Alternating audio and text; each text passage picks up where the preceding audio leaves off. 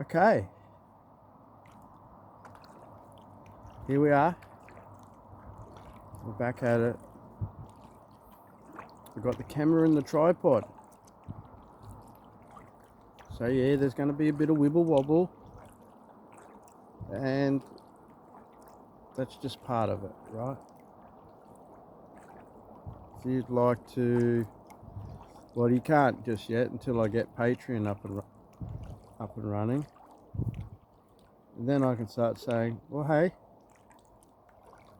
if you'd like to help out, and I mean, you can help out by suggesting, you know, what is some decent equipment or equipment. Maybe I get a clip-on mic. Maybe I start with a clip-on mic. That might help, right? And a GoPro is definitely going to be an investment, isn't it? They're up there though. They're pricey. Whew. They're pricey. But they're pricey because they do what they do. We're going over a real shallow area here. It's on a bit of a peninsula, and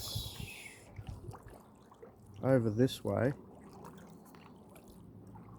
is a little cove where I'm considering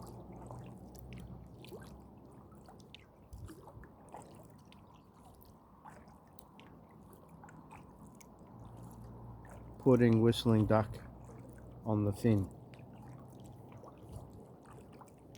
and making some beach poles.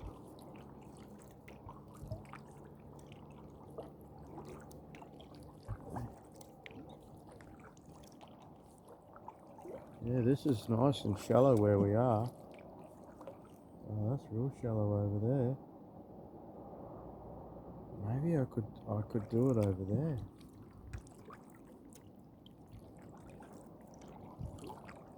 Maybe. Oh, someone's got the mooring buoy up there. Go have a little look-see. Can you see that? Pretty clear, hey? Pretty awesome.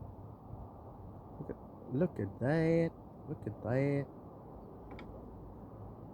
However, it is, I'd say it's close to a 1.2 meters. So it actually might be too deep.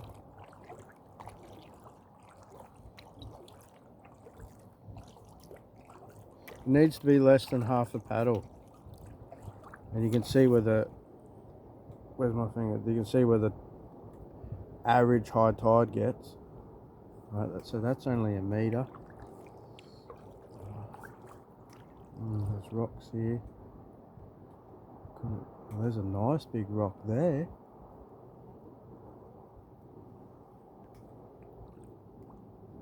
I mean, how cool would that be? Oh, here we go. We've got a little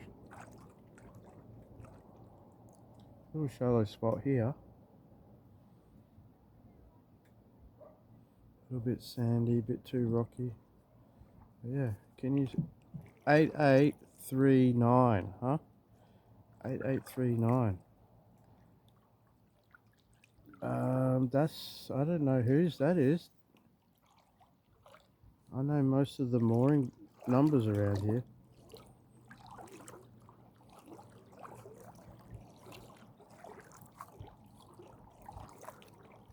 Oh, this is peaceful, isn't it? Okay. See the rocks there.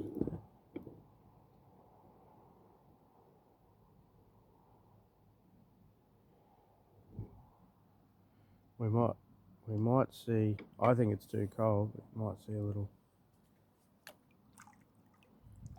one of the local bay sharks. A bit like, they're sort of like a Port Jackson or Wobbegong in a way.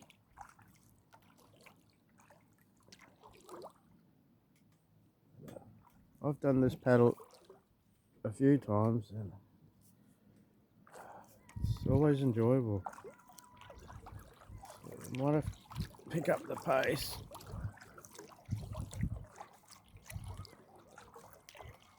Guess right about now I'll cue some background music and just let you enjoy the scenery.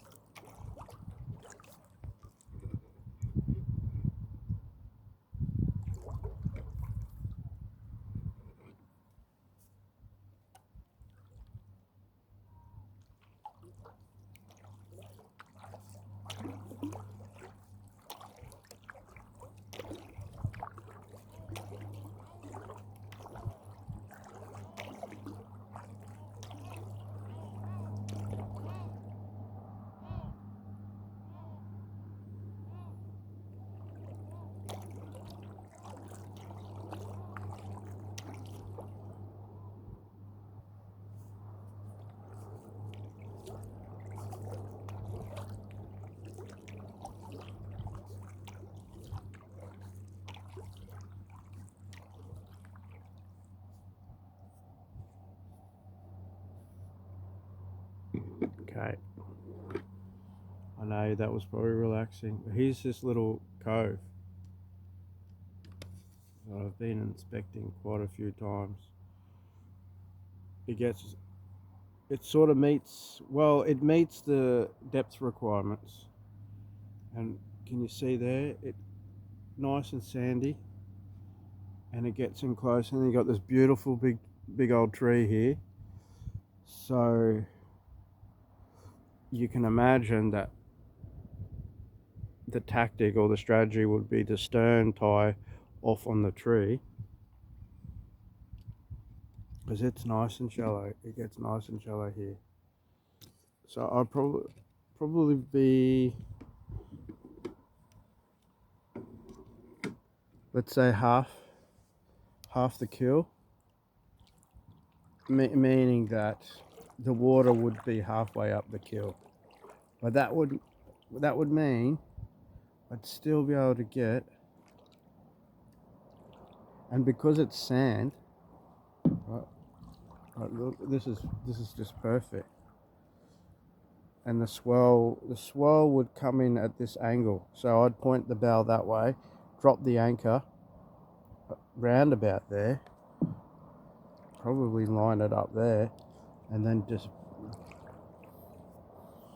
back in, all right? Or paddle in on the kayak, or come in as far as I can, then paddle in on the kayak and tie off the stern. And I reckon we'd win. I just want to share that with you. So, right, cue the music again.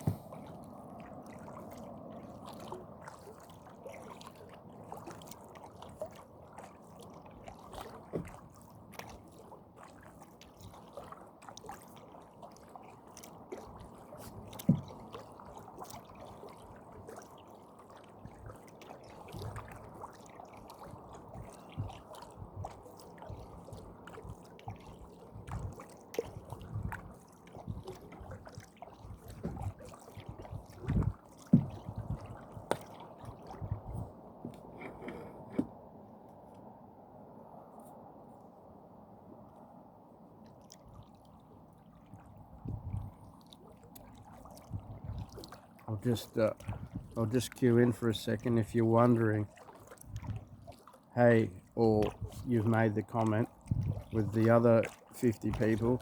Your camera's on a tilt, your camera's on a tilt.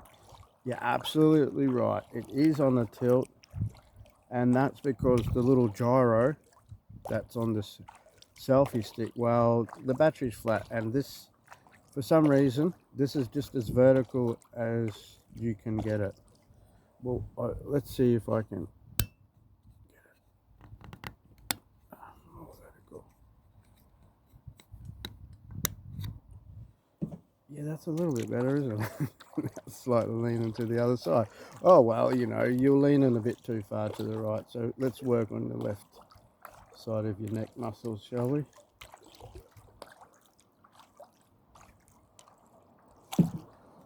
Look at that old tree over there, where all the cormorants hang out, as you can see.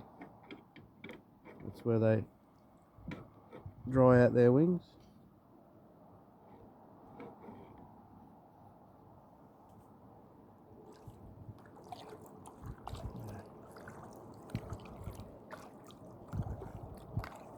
I mean, it is a very pleasant body of water when it's pleasant. I guess, well, most bodies of water are pleasant when they're pleasant, right? When the weather's pleasant.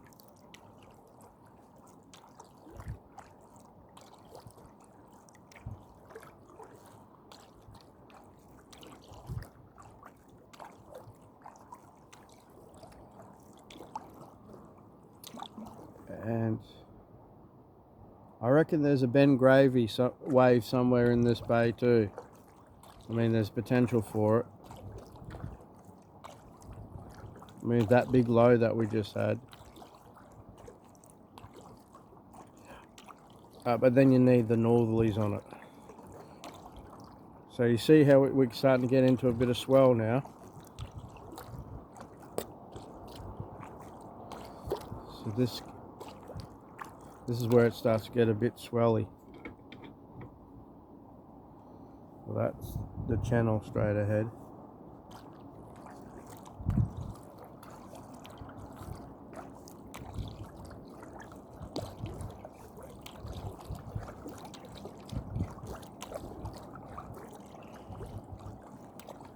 Okay, so let's see how we go. We're at 12 minutes.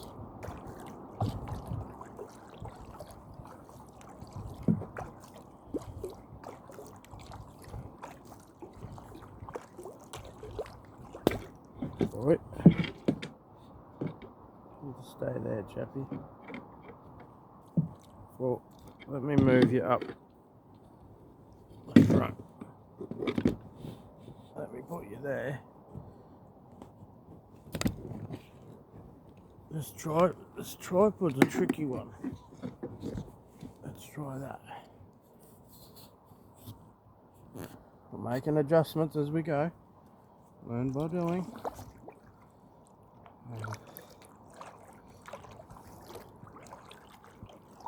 I'm not editing it out, you know, purposefully, because you know, this is a casual channel. It's a life on a wooden boat, and then there's the deeper parts to it, you know, reflecting on your life and having experiences and learning from those experiences.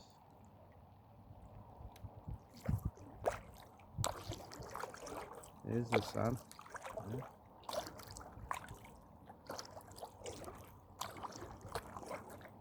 It's a little bit of, you know, wisdom that's accumulated. The way I look at it,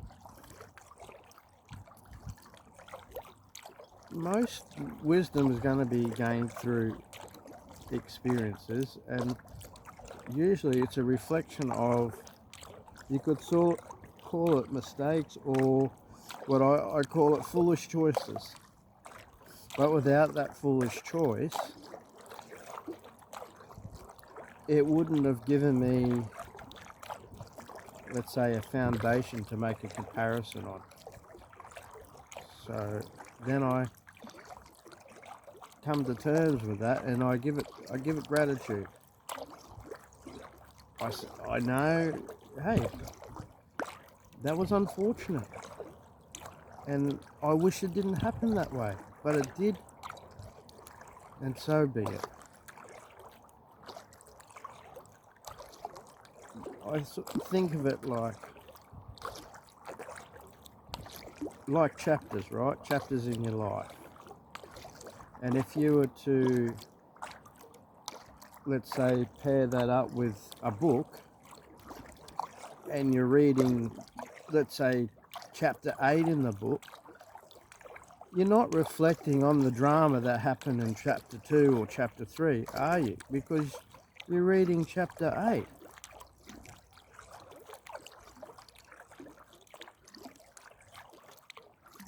And so I think to myself, no point rereading a chapter that had the drama in it that I didn't like. And especially when I was the source of the drama, of the trouble, you know, of the pain, of the hurt, of the anger. I take ownership of that. I take ownership that there will be people who may spend the rest of their life not necessarily thinking about me, but that'll be their memory of me. What an arsehole, what a prick, what a see you in the Northern Territory. You know, what an angry so-and-so. He'll never change, he'll never find someone. You know, all these things. And I just accept that there's potential, or, you know, if I see that fellow, you know, punch him in the head.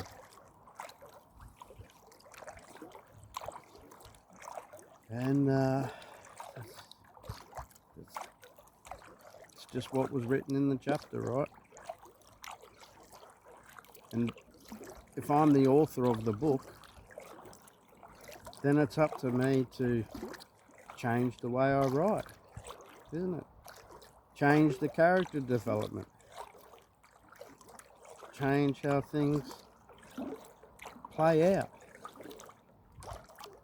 Knowing that how it plays out is how the experiences get experienced, potentially. You might have great experiences that you have, and another person might not be having such a great experience, and in the experience that has all the potential to be great, but it wasn't great for them. Maybe that's because they're still remembering about the drama that happened in chapter 2. But, you know, what can you do? I'm just learning that what I can do at the end of the day was what is the most honourable, what has the most integrity,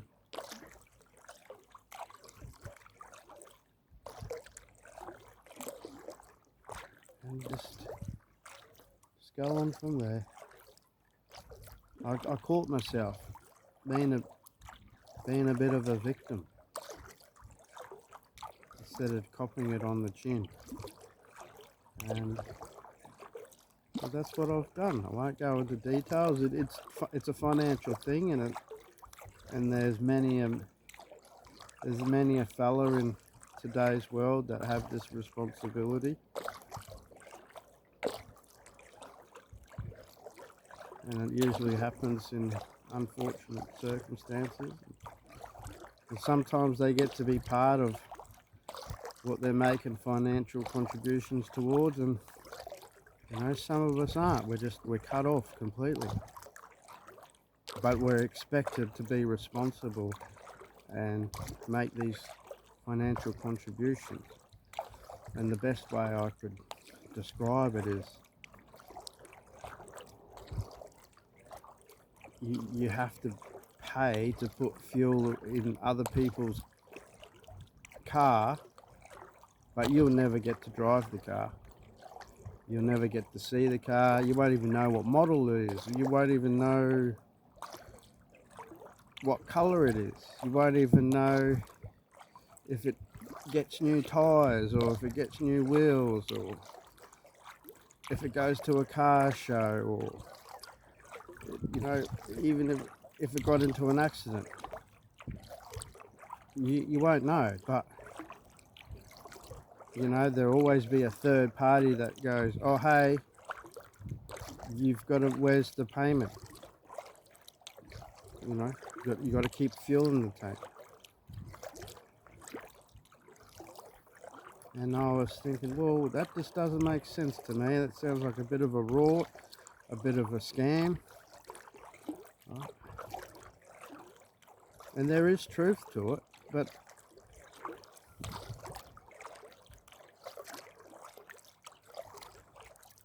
I've got to be responsible for that car coming about, right? And so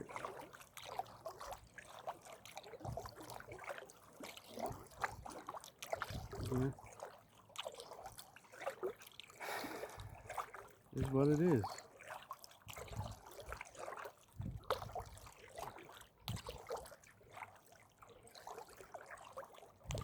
I think there's a seal up ahead. I'll be able to catch up to him or her. So yeah, just doing the honourable thing. So turns out that I've got to put more fuel in the car, so I'm just going to do that. And it would cost me more to go and get legal assistance. So you know, I want rights to see this car and, you know, take this car out. But I know that can potentially lead towards just creating friction with the, let's just say, the current owner and the forever owner of that vehicle. And so, you know, I don't want that. I don't want to disrupt the peace. So that might mean that little piece in me just, well, I don't really like the word suffer.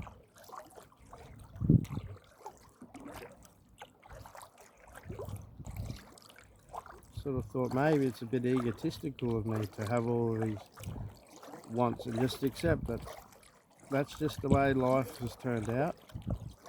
It doesn't mean I can't duplicate that in a different way, in a better way. And if it happens again, it happens again, you know.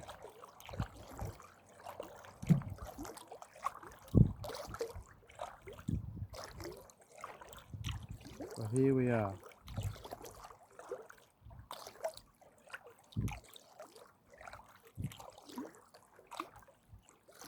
Here we are. This is a first time for me, folks. You're joining me for a first time that I've been out this deep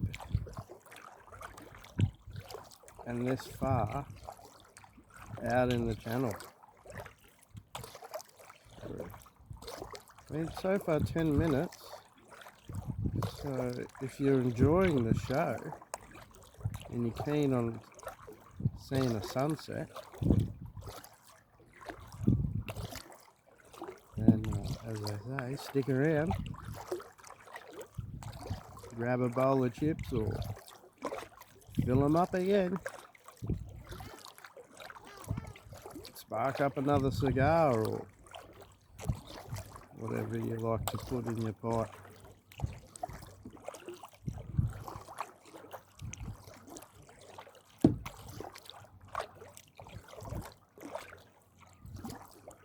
I have been thinking about getting an old man's pipe, like an old classic, let's say 1940s, maybe 1920s Siemens, like a proper, like a Sir Robert Knox pipe.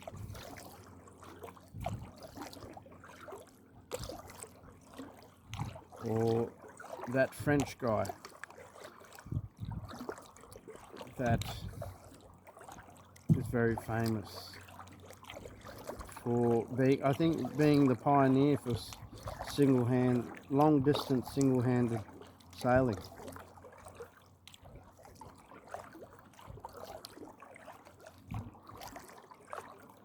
Okay.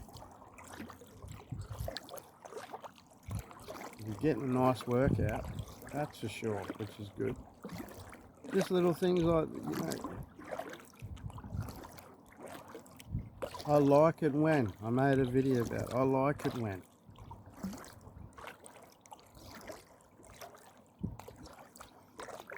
So then I think, I don't know if the pipe would be a good idea, you know. Because it does affect your lungs.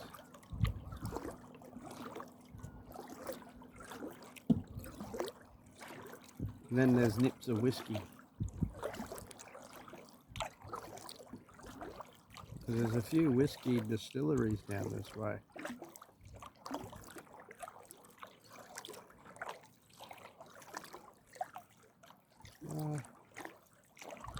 Some good malt, you know.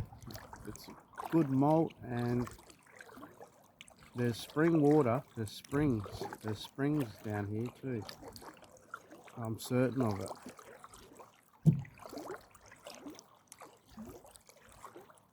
Because that would make sense, right? You find a property with a spring in it, you're like, right, you're going to start up a whiskey distillery here.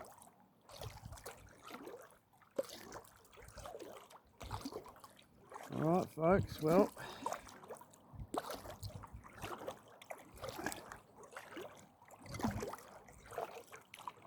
we're just about out in the middle. You know, it'd be actually really cool is the camera where I think you press the button, or it has a mode, and it has a motor, and it pans, you know. It will just do this.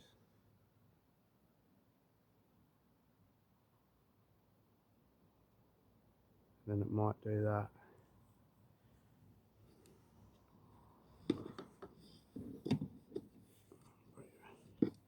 Put it back down here. Up you get. Like that, eh? And I mean, the sun's over there. There's another spot I want to check out too.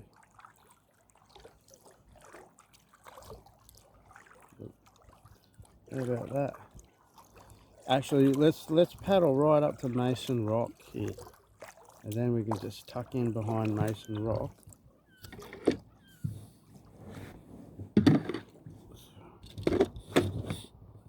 Let's put you there, eh? Hang on.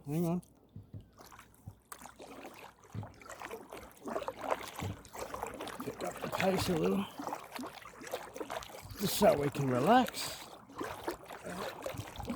Well, you're most likely already relaxing, which is good. Appreciate it.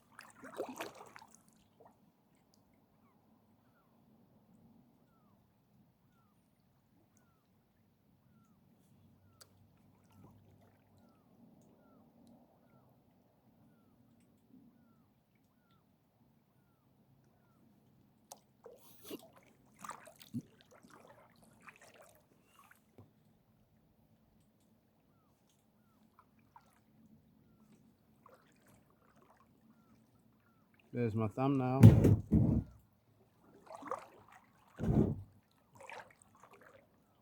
You alright, mate? Oh, I'm just gonna slide in here. As you were. As you were. Hey, this is cool. I was surprised how deep it is on that side. I thought this was a lot shallower than it is.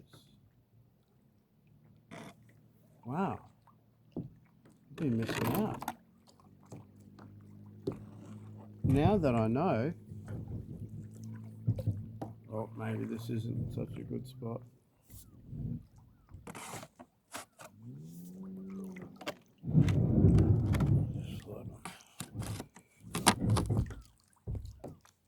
Let's see what we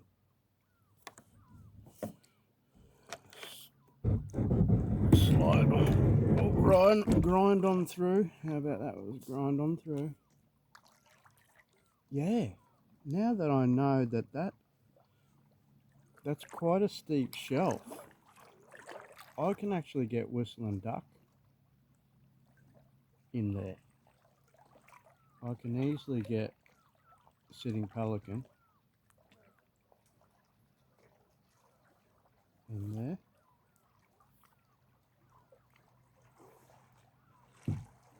This would be a good little spot to fish. So we'll tuck around. Let's see. No, that looks a bit barnacle-y. Barnacle-y. Bit prickly. You see the swell hits here, so we could get on the other side there. Start bringing the boats up into there. Just gonna fix up.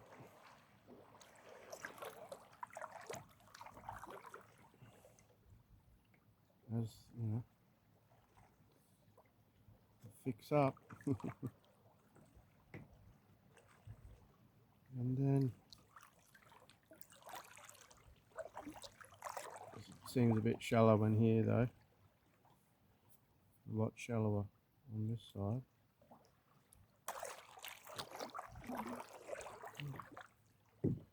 Where's a spot I can just tuck in for a second?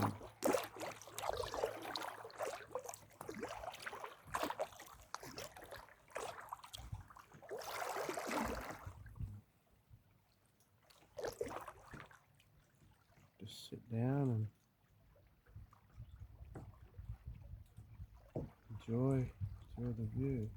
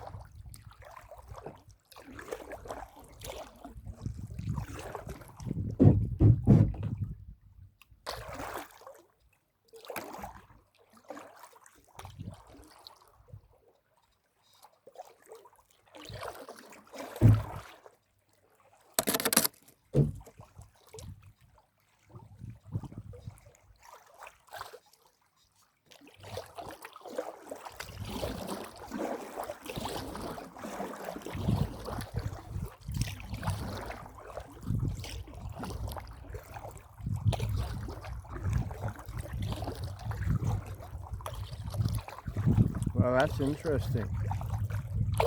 Excuse the disruption of the peacefulness,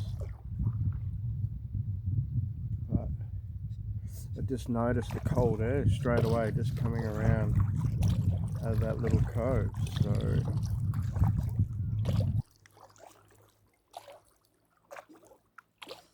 you know, those of you who tune in on the frequent, once again, thank you.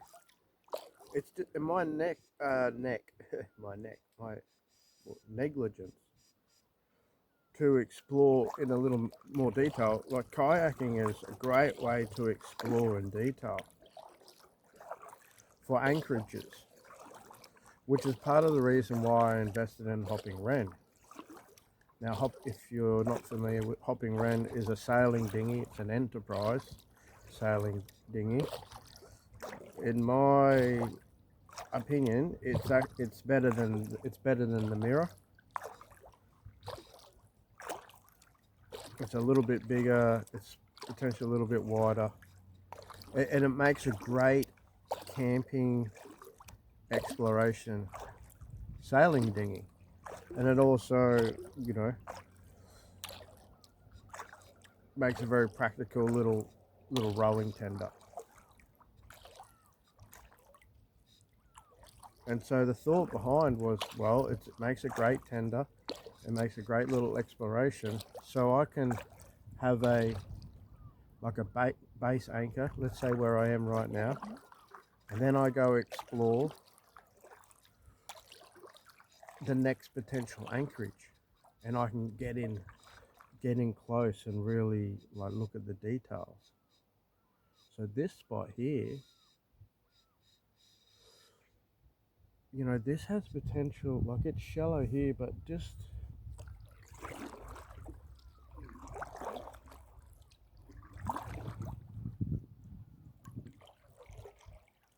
about 50 foot forward, like straight off the nose. Well, there's a deep little pocket. And this is the thing. If you're starting out with sailing and that, and you come across this video somehow magically, and you're still here with me, which I appreciate. Maybe I've woken you up. Hey, like, oh, I was relaxing and you woke me up. Oh, well, that's good. I'm glad you could relax. Is go and explore coves on the lowest tide. Now, to anyone savvy, who's seasoned, understandably that makes sense, right? And the reason being because when you come on low tide and you'll find the deepest water on the lowest tide, then you know you're guaranteed to be safe, right? And then you can just simply adjust your anchor anchor length when it comes in on high tide. But then I wouldn't bother. So the way and I made the mistake of anchoring in the deepest, but what you want to do is boat into the deepest and then boat, let's say here, let's just use this as an example. Like this is a nice little pocket here, but let's just say this is the deepest part of low tide. So I'd bring let's sitting pelican, and I'd do exactly what I'm doing. I'd come in and I'd U-turn on the deepest, and then I'd do this. I'd just steam ahead, let's say approximately 3 boat lengths. Just as I'm getting half, then I'd back her off, put him in neutral, and then drop the anchor, right? And then what's going to happen is it's going to pull like this, dunk, on the anchorage.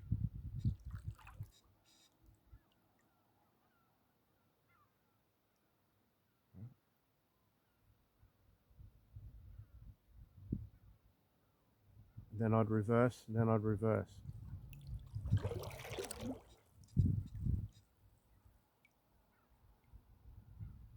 And now I'm guaranteed. See, I am guaranteed, right? Because what caught me out is I did this, but I didn't compensate for wind. So here I am on a low tide, right? I know, but back there is the deepest water. And so what happened is when the wind came, I went and anchored. Now listen to what I was saying. I went and anchored in the deepest water on the low tide. I didn't do what I just did. So what happened is the wind blew me, and the wind blew me past that deepest water, right?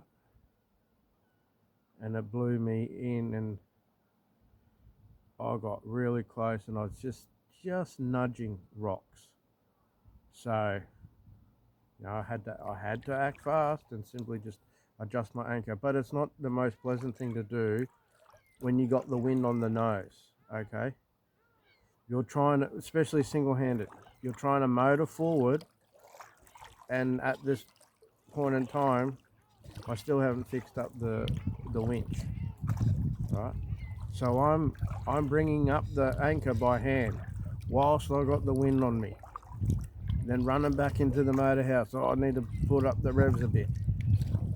Yeah. So I've learned is, right, go in low tide, find the deepest, U-turn in the deepest spot on low tide, and then go about 3 boat lengths out. Then put in my anchor. And then that way, if the wind does turn, I've worked it out, because then I'll put out about 3 boat lengths of chain.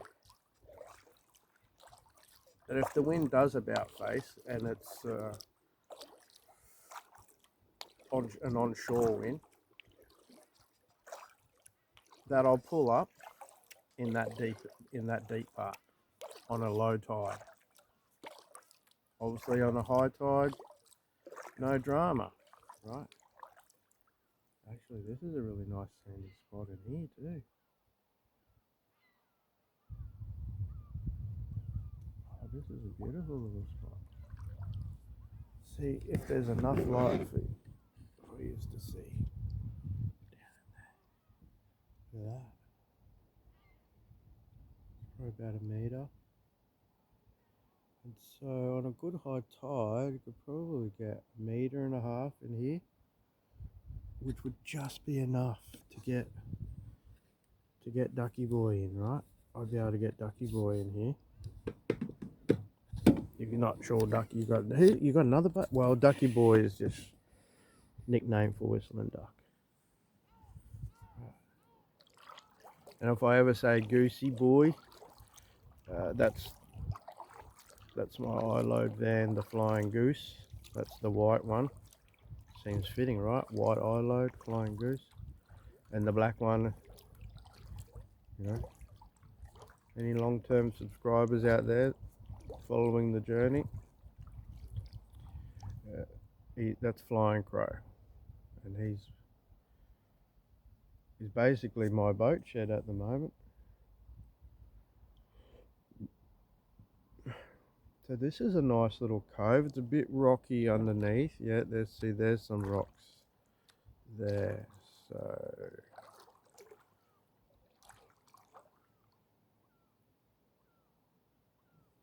but I wonder if we could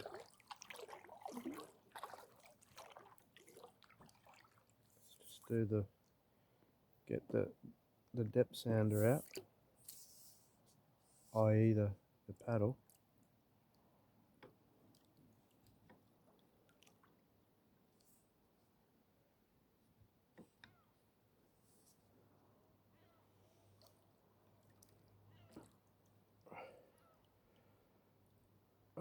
Right, so it's not far off from being 1200 or 1.2 or let's say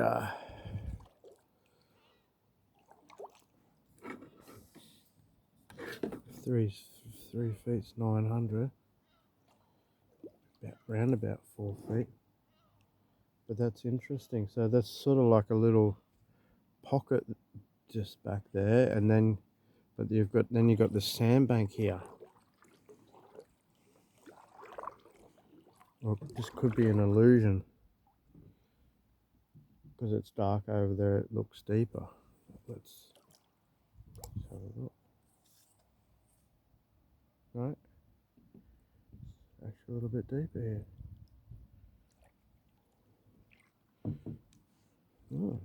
Because this would be a great spot for the sou'westerlies just to sit in here. And if this is low tide and it's 1.2, I mean, it'd have to be like this because we don't have enough of a buffer if there was a swell, right? Because swell, it changes the depth. It can change the depth of the water.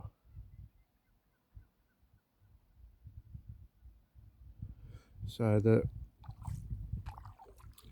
brought the oyster nets back, but these are the new type of oyster nets that I've seen were pioneered in New Zealand.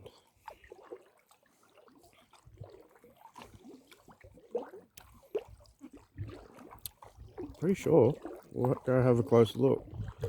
Got enough light. Wow, this is awesome.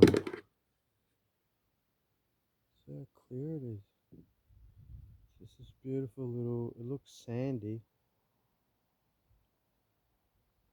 I mean, this would be a great place to try and beach pole.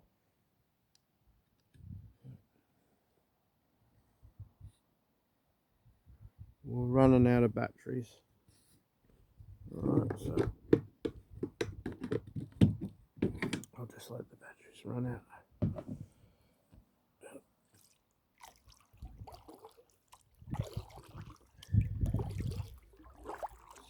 Get you over here.